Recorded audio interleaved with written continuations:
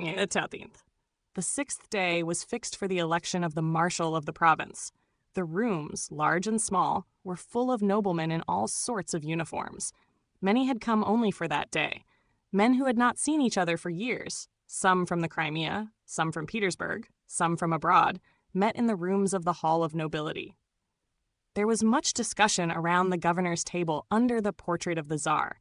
The nobles, both in the larger and the smaller rooms, grouped themselves in camps, and from their hostile and suspicious glances, from the silence that fell upon them when outsiders approached a group, and from the way that some, whispering together, retreated to the farther corridor, it was evident that each side had secrets from the other.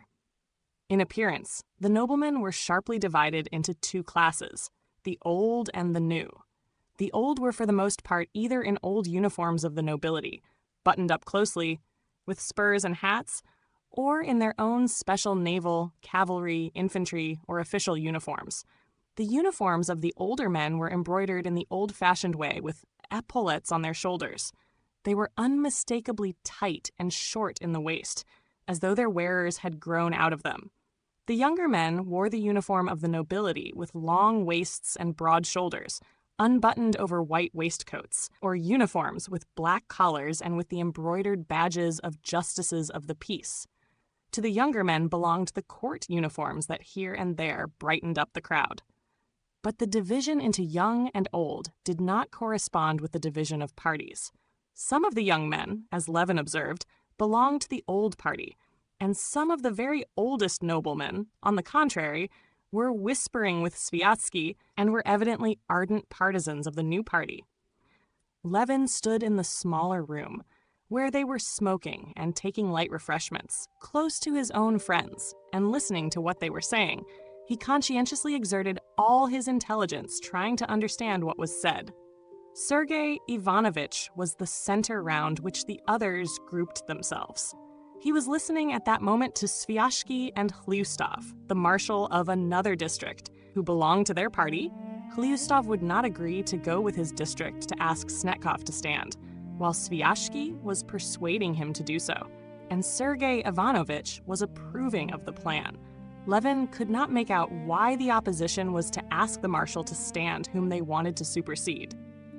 Stepan Arkadyevitch, who had just been drinking and taking some lunch, came up to them in his uniform of a gentleman of the bedchamber, wiping his lips with a perfumed handkerchief of bordered batiste. "We are placing our forces," he said, pulling out his whiskers. "Sergei Ivanovich!" And listening to the conversation, he supported Sviashki's contention.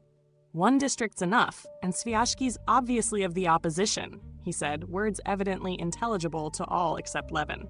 "Why, Kostya, you here too? I suppose you're converted, eh?" he added, turning to Levin and drawing his arm through his. Levin would have been glad indeed to be converted, but could not make out what the point was, and retreating a few steps from the speakers, he explained to Stepan Arkadyevitch his inability to understand why the marshal of the province should be asked to stand. "Oh, sancta simplicitas," said Stepan Arkadyevitch, and briefly and clearly he explained it to Levin. If, as at previous elections, all the districts asked the marshal of the province to stand, then he would be elected without a ballot. That must not be. Now 8 districts had agreed to call upon him. If 2 refused to do so, Snetkov might decline to stand at all, and then the old party might choose another of their party, which would throw them completely out in their reckoning. But if only one district, Sviashki's, did not call upon him to stand, Snetkov would let himself be balloted for. They were even, some of them going to vote for him, and purposely to let him get a good many votes, so that the enemy might be thrown off the scent, and when a candidate of the other side was put up, they too might give him some votes. Levin understood to some extent, but not fully, and would have put a few more questions when suddenly everyone began talking and making a noise, and they moved towards the big room. "What is it?" Whom? No guarantee? Whose? What? They won't pass him?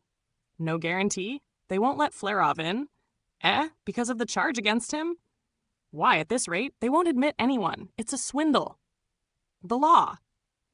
Levin heard exclamations on all sides, and he moved into the big room together with the others, all hurrying somewhere and afraid of missing something. Squeezed by the crowding noblemen, he drew near the high table where the marshal of the province, Sviashki, and the other leaders were hotly disputing about something.